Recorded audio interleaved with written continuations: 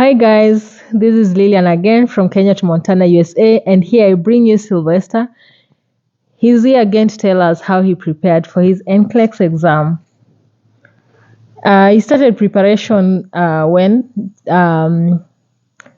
he came here around January this year, and he did his exam here. He did all the processes while he was here. So welcome, Sylvester, and guide us, please.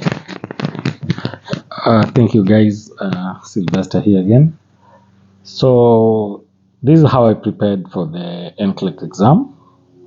So one is just to have the background of your nursing education while in college, and that will always be the backbone and the pillar to your studying, and because you know and understand yourself from the medical training college or the training college, you understand your weakness and your strength. So my background was from the things I used to study, from the CNEs we used to do in my workplace, the sessions that we used to attend, especially when there's conferences, and then we have books.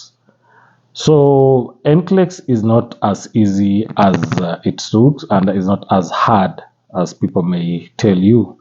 So what NCLEX, the key pillar to NCLEX is having content on the basic thing that needs to be done. Now, with the NCLEX, the field or maybe the scope of the study is enormous, and it needs time. So for you to prepare for NCLEX, you need to have just a sober mind. You need to be prepared. Then you don't need to be distracted. So once you start studying and you realize you're not understanding, you just get a pen and paper, write whatever you're not understanding, set it aside, and go to another topic that you're ready to do and understand. So once you understand something, you'll always grasp it for the preparedness of the exam. So what I used to do is one, my preparation is the internet. So what we did is with the help of Lillian here, we installed a very a high speed Wi-Fi. So we had an option of three Wi-Fi. We had the 50 Mbps, 100 and 300. So in apartment that we did is now we went for the highest. We went for the 300 Mbps. So the purpose for the high-speed internet and reliable internet is because you need to you need to watch videos, you need to download a lot of documents, and you need to because once you're studying, because you might open your phone, you open your laptop, and everything. So my other point was to get the materials and to get the study people that I can do the studies with. So one, what I did is I borrowed some money and I bought a laptop, because the laptop is the key. So what you have to make sure is that your laptop has more space, because there's a lot of documents. Borrowed money from where? I borrowed money. Okay, I took some money and bought a laptop. So my laptop, because what I did is the laptop was it had a very big memory, because you get a lot of material that you need to study and store somewhere so that you can revise once you're free. So that's another step. So you get a laptop that is working fine and has more space. So you can maybe have a laptop that's dedicated for NCLEX. Then the other thing is now try to get the people who did the NCLEX previously. And I had several friends who now shared a lot of documents with me. And all the documents that I needed, what we did is I downloaded on my phone, I downloaded on the laptop, and once I'm free, I just pass through the documents. Then the other thing is study groups. So I was in 2 study groups. And what the study groups, what they do is now they do the evaluation that the mock Q banks, or the questions are sent and you revise. So this what I did. My approach was global. So I was I had one group in Nigeria and another group in Kenya, and then we had the general group. So the general group, what it does is encouragement. They show you the process on how to study. They show you which Q bank they use to study the exams. They tell you which videos you need to do, which teacher that you need to listen to, and which documents that you need to do and to look for. So for me, we had books. So I was lucky for the people who did the NCLEX. I took some books from them, and the books that I ordered online and delivered, and I started reading. So part of the books that I read and studied was to get the content. So there's one book, it's, the study guide for the NCLEX and N exam. So that was the first book that now for the content. So I studied. What I did is I dedicated myself. I read like 10 pages. I understand it. Then if I'm free, especially maybe where the kids are in school and there's less noise, there's less movement, I just study and read through the book to maybe even 100 pages. I understand it, then revise. Then it was something funny. I go to the mirror and start just reciting whatever I've read, and I just prove with a pen and I reread. Then the second book that made me easy pass exam, it was the nursing made insanely easy. So whatever this does is it gives you the point information and content that you need to understand, and how to approach. Okay, many people call it the mnemonics. So it has the mnemonics, and what I did for the mnemonics was to understand, read, never mastered or never cram them. So if there's a mnemonic for maybe myocardial infarction, I just read and understand it. But at the back of my mind, I know the mnemonic. Then there was another book by Nurse Rema. It was just it's called Quick Facts for NCLEX, Next Gen. So because this is the next gen where we have now the next generation, where you have now the case studies, So I did that. Then for my pharmacology, because pharmacology is the key to understanding, especially when it comes to the side effects of a drug, understanding the intention and the needs, especially when you're doing the case studies, because the case studies you can be given a medication, and so you need to now just walk around it. So there's this book about the pharmacology. It's called it's Mosby's memory note cards for the pharmacology. So it's the easiest book to understand when it comes to pharmacology. So these are cards, pharmacology cards. Yep.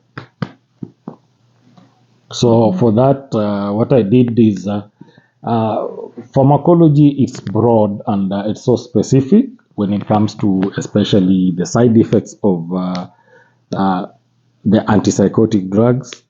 We have the Kawasaki syndromes, all the syndromes that are now mentioned during the content when you're study for the content.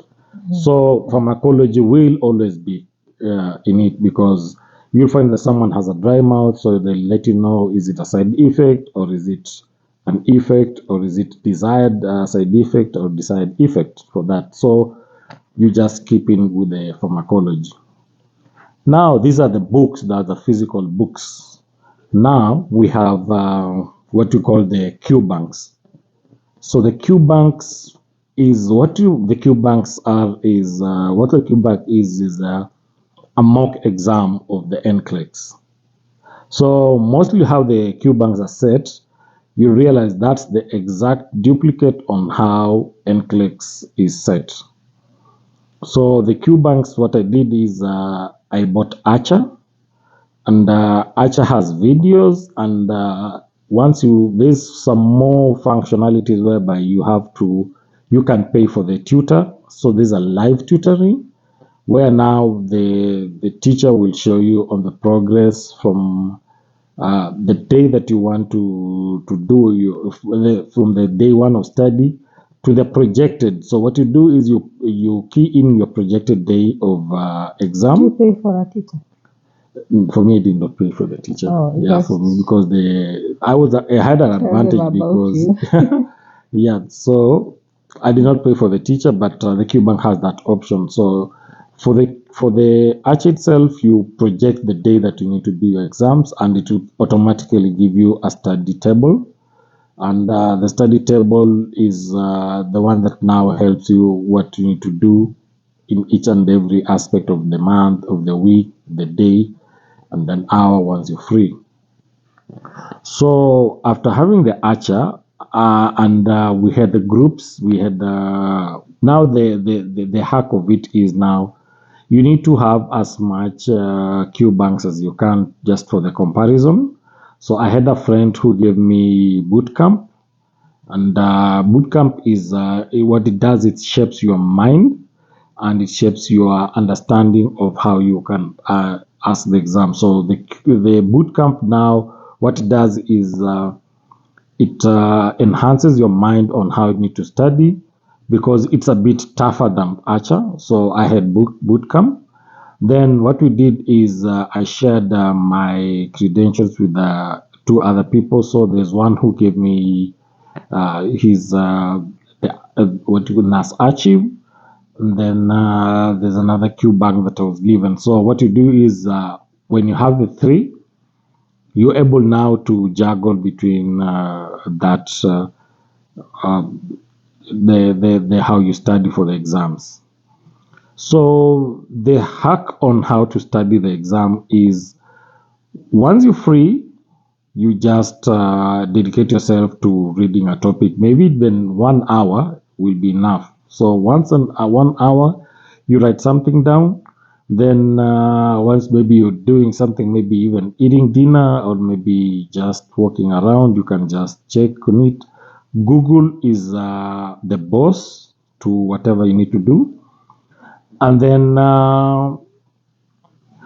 for YouTube, so for YouTube, I used Sarah Aren because for Sarah Aren, when it comes to the hard sounds, when it comes to calculation of the dosages, she is the best in making someone understand the calculation of doses, the calculation of the drops per minute, per hour, and everything, the reconstitution of drugs, maybe the Foley catheter care, everything. So what she does is she makes it very easy for you to now understand.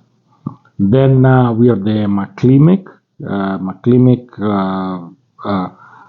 He has some topics that he always shares, pharmacology, and I realize McClinic helped me when it comes to obstetrics and understanding the lab values.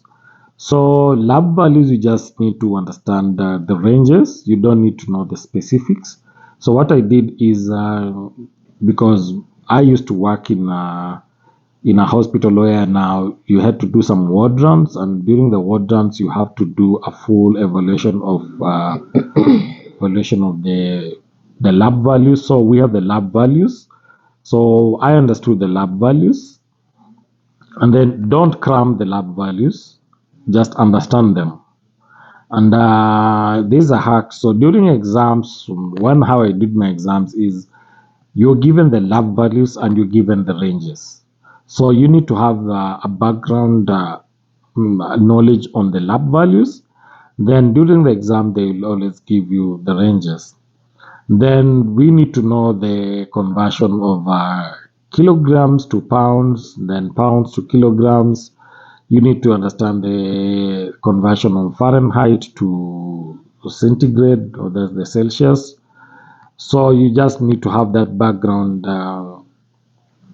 knowledge about that. Then the other thing is, during the exams, those values are always given in both. So you'll hear that Sylvester X has a fever, and the temperature is 37.8. Maybe then in brackets you'll be given the Fahrenheit. Then Sylvester is weighing around 450 pounds.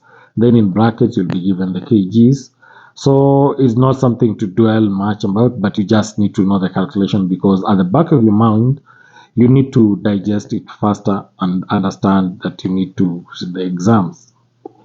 So after my preparation, that is a month to exams, what I did is I less concentrated on the books. Okay. Can I interrupt? Yes, sir. Okay, so this far we've known, like, if I might summarize what you said, you used online, those are YouTube. You've said you relied mostly on Sarah Aren. You've used question banks. We will type question banks down there on the comment section so you can get them. You used books. People helped you with books. People who had already done NCLEX, like myself, they helped you with their books. And you did your own content, that you dwelt on what you knew from the nursing school and from your experience. So guys, we are going to meet again in the next episode, so that you can tell us from that 2 months to exam, what was it like. Okay, so guys, is that okay? Yeah, that's okay. So guys, see you in the next clip. Bye. See you. Bye.